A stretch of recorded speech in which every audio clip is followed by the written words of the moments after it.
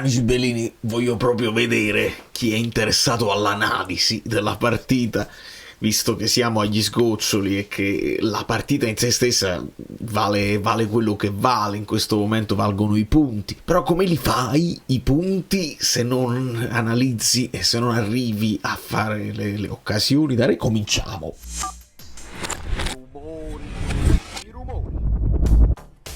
Sono proprio curioso.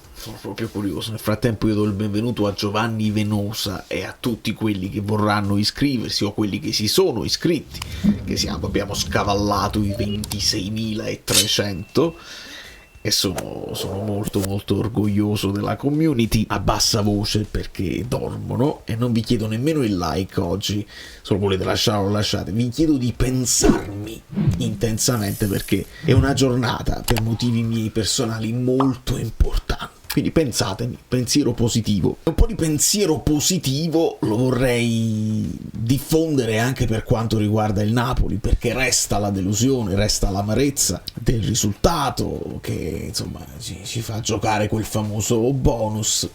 Però ho sentito un po' di analisi superficiali onestamente a partire dal andiamo agli screenshot. Partendo da qui, nei primissimi secondi proprio del collegamento, Lukaku credo che dica a McTominay vai.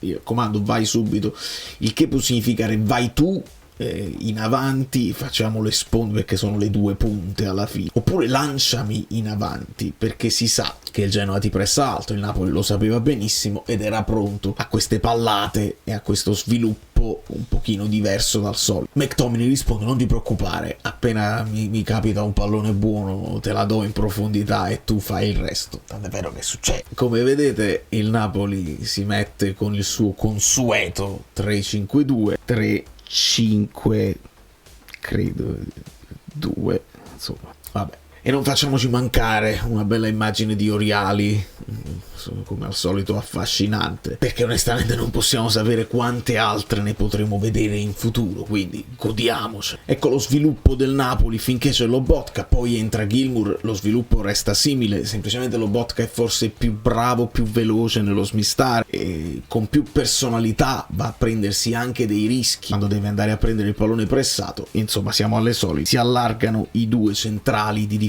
Olivera e Rachmani, Lobotka viene in mezzo e poi le posizioni ibride di Lorenzo, che ovviamente non è un braccetto, fa il terzino che entra dentro come al solito, Politano largo, va dentro in questo caso Anghissà, viene incontro Raspadori, qui c'è Spinazzola largo e non inquadrati i due attaccanti che sono McTominay e Lukaku. E proprio da quello sviluppo arriva il primo squillo del Napoli con questo tiro di Politano da fuori area, non esce di molto come al solito, va a stringere sempre più dentro al campo e poi fa partire il tiro. Di questa azione mi piace sottolineare che il Napoli riempie l'area con tanti uomini come al solito, insomma soprattutto nei primi tempi, e c'era veramente la voglia di spingere nonostante ti venivano a pressare alti. Quando riuscivi a superare la prima linea si creavano i presupposti. Dal piede di Anghissà arriva il tentativo di rovesciata, una rovesciata vera e propria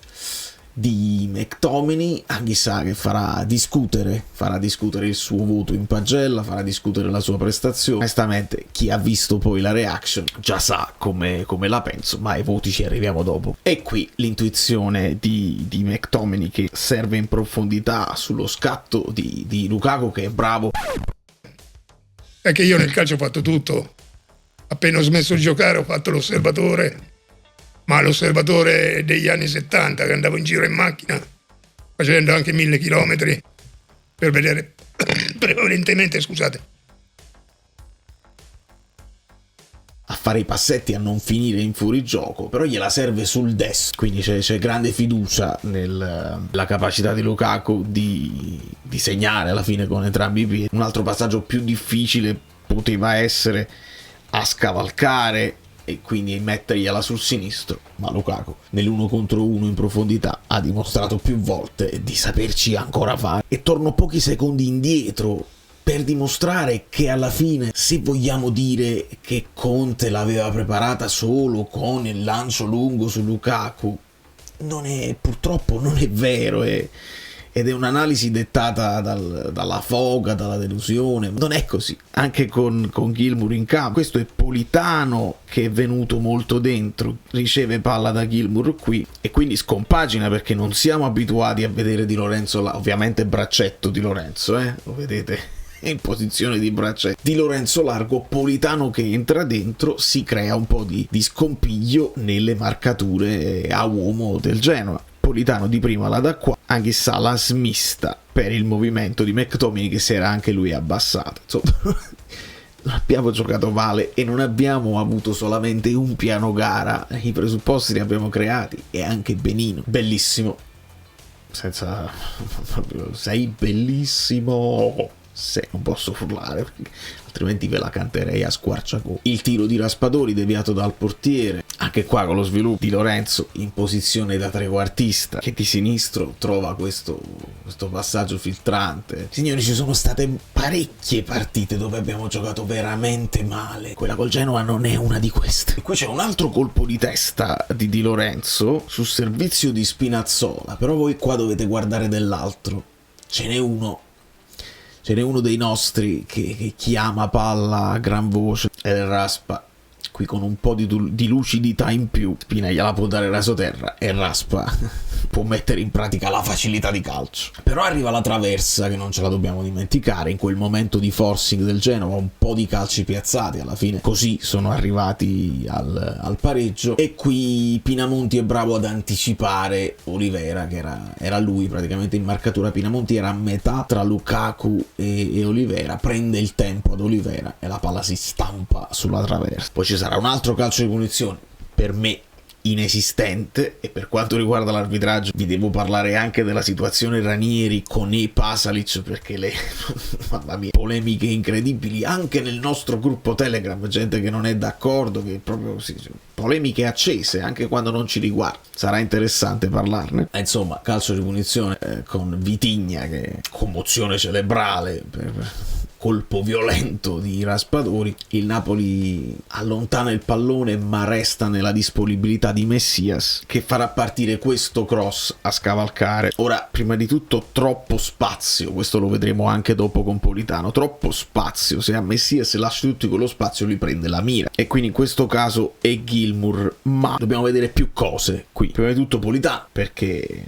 è il suo uomo che andrà a scavalcare e a impattare col pallone, e Di Lorenzo glielo dice proprio, si vede qua, dice ma devi seguire perché mi avete lasciato il 2 contro 1 e non sono riuscito più a prendere. Di Lorenzo glielo dice proprio a Politano, ma credo che Politano gli indichi che non abbiamo fermato il cross, non abbiamo opposto resistenza al cross di Messias. E qui io ho notato un'indecisione da parte di Raspadori, che in questo momento vedete si fa trarre da quest'uomo qui libero, e mentre sta correndo verso la palla si ferma e dice non posso lasciare questo libero. Un po' in ritardo forse Spinazzola qui sulla fascia, e quindi Raspadori lo lascia completamente libero per andare a marcare in questa zona. A me, io ho sempre sentito dire devi lasciare liberi gli esterni e comunque coprire centralmente abbiamo Gilmour che prova ad accorciare ma è leggermente in ritardo anche lui. Poi ovviamente in tutto questo, parata smanacciata sul palo, la palla rimbalza, gli rimbalza anche sulle gambe perché cerca con le gambe di fare un'ulteriore deviazione. Non l'intervento più pulito nella storia, nella carriera di Meret, onestamente. Lo sapete che qua non siamo ideologici, non siamo né innamorati di Meret, non siamo nemmeno gli haters di Meret. Qui onestamente mi ha convinto poco, si può dire. Un bel tiro di destro da parte di Lukaku a inizio secondo tempo, pallone che sembrava centrale ma che in realtà gira parecchio, si allarga e rientra. Faccio in tutti i colori così si vede meglio. Un bel tiro a giro, parato bene dal portiere esordiente del Genoa, una cosa strana. Insomma, il Napoli si rimette al lavoro e continua a creare dei presupposti che non sono semplicemente palla lunga su Lukaku, perché ancora qua vediamo le solite cose: l'inserimento interno di Di Lorenzo per il passaggio rasoterra di Politano, che porterà poi al cross di Di Lorenzo e a quel tiretto di Anguissa. E sul gol di Raspadori fa una cosa bellissima McTominay nel portare avanti palla da esterno sinistro puro, però qui la chiave è il controllo orientato di Raspadori con il destro. Fa un controllo che fa fuori 3 avversari mandandosi la palla in avanti in questa zona e poi dopo fa rimbalzare un paio di volte per esplodere il sinistro. Controllo di destro, tiro di sinistro, un gran bel gol. Il Napoli segna e subito ci abbassiamo. Non è vero, e ve lo farò vedere anche con i dati. Il Napoli continua, questo è il tiro di McTominay parato dal portiere, una bella sventola, poi però arriva sto fatto qua.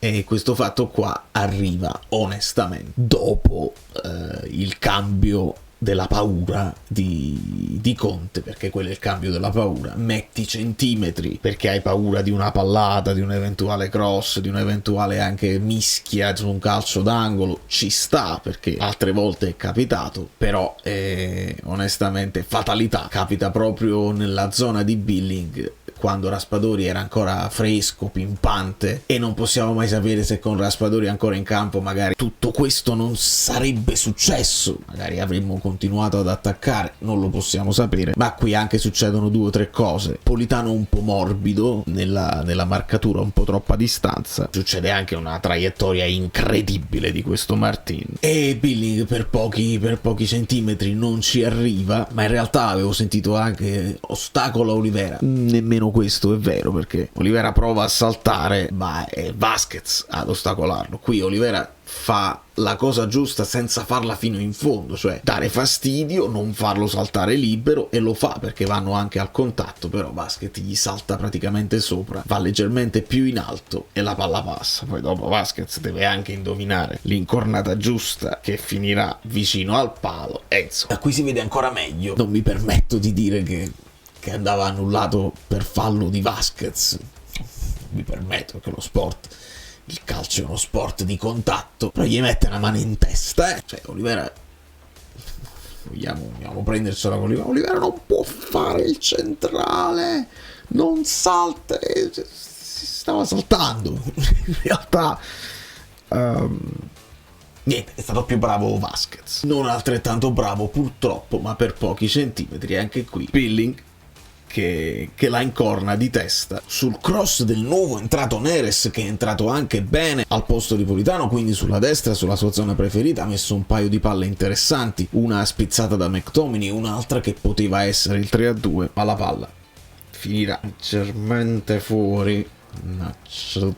Questo è il Conte dopo il primo gol, urlare bravi, adesso il secondo, sempre a sottolineare il fatto che non è volontà sua di chiudersi subito dopo aver fatto un gol. Capita, può capitare che l'avversario alza il baricentro per recuperare la partita, capita un po' di inconsapevole più che incosciente paura di scoprirsi, fantasmi del passato, ma Conte chiede il secondo, almeno nel primo tempo chiede un forcing importante, nel secondo tempo magari è lui stesso che comunica un po' di paura con quel cambio. Non posso fare a meno di sottolineare i momenti di fair play che si vedono a fine partita. Bello l'abbraccio tra una leggenda del calcio come Vieira e il nostro Anghissà.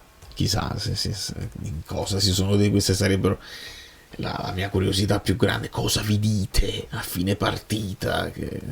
Idem Lukaku con Pinamonti, con affetto quasi da mentore, dice, bel colpo di testa che hai fatto, sei stato sfortunato con la trave, che ne so. Oppure vai in una squadra un po' più forte, vedi che puoi fare meglio, vieni a Napoli a fare il vice Lukaku, potrebbe dire qualsiasi cosa. Però Lukaku l'abbiamo visto spesso con gli avversari avere un rapporto di grande fair play, di leadership anche involontaria, secondo me. Bella anche la faccia scocciata di McTominay quando riceve il premio di Man of the Match, insomma, il migliore in campo. E dice, vabbè, Ramos Supreme, voglio sapere che me ne faccio quando non abbiamo vinto la partita, un premio magra consolazione. E il quinto Man of the Match per McTominay. Devo far vedere una cosa, mi sposto un attimo, permettete, una cosa di cui si parla poco, però Orsolini 7 volte Man of the Match, Lookman 7 volte Man of the Match, Pinamonti 6, Reinders, Adams, Milinkovic-Savic, Martinez per l'Inter, e poi c'è Scotti con 5 volte, è il nostro miglior giocatore praticamente. Ecco perché poi quando si dice se il Napoli vincesse lo scudetto chi è l'MVP del campionato, si sceglie più o meno da qui. Chi è poi a seguire? Chi è stato decisivo in più partite? Lukaku con 4 volte, Anghissà con 4 volte. Riuscite a indovinare chi sarà il prossimo? Chi altro secondo voi nel Napoli è stato decisivo più volte nella partita? Addirittura Vlahovic, Gosens, Piccoli, Pedro, Dybala. Non se ne trovano proprio i giocatori del Napoli. C'è questo qua. È difficile da pronunciare, non so. È il cornuto sei tu. Questa cosa qui non ve la posso far vedere perché ha senso solamente video ed è un'esclusiva, onestamente, che posso far vedere solamente a quelli del gruppo Telegram. Abbiate pazienza, ho delle restrizioni anche io, mi dispiace. Non ne posso parlare. E tornando da questa parte, se parliamo con il match report della gara, capiamo qualcosina in più. Prima di tutto capiamo del perché qualcuno vi parlerà di 3-5-2, perché se la Serie A lo porta così è chiaro che non c'è bisogno nemmeno di vedersela la partita. Il Napoli con il 3-5-2, le difficoltà, va bene. Poi vai a vedere le posizioni medie ed effettivamente ti rendi conto che il 3-5-2 non c'è neanche l'ombra, ma io non volevo far vedere nemmeno questo. Il baricentro del Napoli, che dovete vedere qua, in questo caso, primo tempo sta a 52,73, nel secondo tempo giustamente 45,3, quindi siamo arretrati. È vero? Non è vero. Questo è il baricentro del Napoli contro il Lecce. Nel secondo tempo abbiamo arretrato, ma se ne parla poco perché il Napoli poi l'ha vinta. Il baricentro medio contro il Genoa. Il Napoli nel primo tempo è 49,3, nel secondo tempo è più alto, 54,39. Non ve le vedete le partite, non ve le vedete, mi dispiace, perché poi se si tirano delle somme su dei presupposti sbagliati, le somme sono sbagliate. Ma che senso ha tutto questo quando noi nella prossima giornata di campionato, vincendo, ci potremmo portare a 81 punti, mentre l'Inter perdendo potrebbe bloccarsi a 77, quindi potendo arrivare massimo a 80 e quindi ci consegnerebbe il campionato? Non si può ragionare così. Come non si può ragionare sul Parma, che adesso si deve salvare di più di meno. Stavo facendo i calcoli, non è cambiato niente per loro. Devi fare gol, lo ripeto, devi fare gol e noi stavolta non li devi subire. E visto che sono vere entrambe le cose, puoi mettere un lungagnone e difenderti bene, perché è capitato col Napoli che gli attaccanti mette dei centrocampisti e dei difensori e abbiamo portato il risultato a casa, altrimenti non stavi a 78 punti. Ed è capitato anche il contrario, vedi per esempio quando hai messo Mazzocchi con la Roma, ti sei abbassato troppo, hai aggiunto un difensore. È capitato anche il contrario, hai tolto Raspadori, hai messo Billing e l'hai preso lo stesso. Quindi qua è una questione di filosofia, non c'è un modo sbagliato di chiudere le partite, c'è un modo che è quello di Conte. Può piacere o meno, a volte ti ha portato il risultato, a volte non ti ha portato il risultato. È filosofia, dobbiamo accettarlo per queste ultime 2 partite, sperando che ci vada molto bene. Mi sembra così stucchevole fare le pagelle. Mi faccio aiutare come al solito dagli amici del gruppo Telegram, perché veramente non saprei. 5 a Meret è uscito.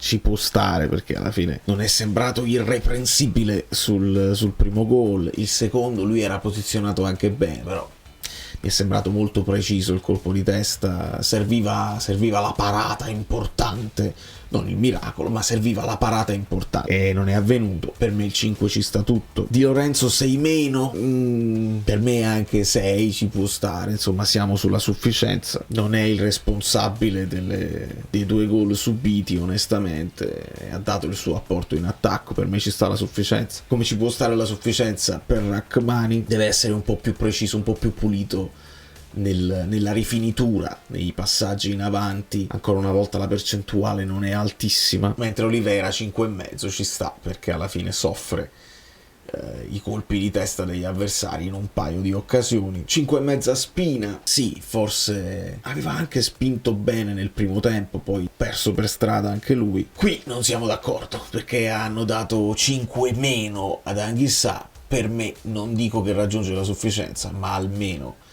arriviamo a 5,5. Mi faccio aiutare anche da Sofascore, che non gli dà un gran voto, però come passaggi precisi siamo al 90% e mi sembra un buon numero. Gli riesce un dribbling su 2, duelli vinti a terra 6 su 10, 2 su 3 duelli vinti in aria, 10 palle perse, non sono poche in effetti, insomma, non raggiunge la sufficienza piena, ma nemmeno il 5 meno, troviamoci sul 5 e mezzo, pure loro proprio 3-5-2, poi vai a vedere la posizione di Lorenzo stacca, è asimmetrico, lo volete capire che è asimmetrico, niente da fare. Tornando a noi, non possiamo dare voto a Lobotka, purtroppo è uscito un 6 meno per Gilmour.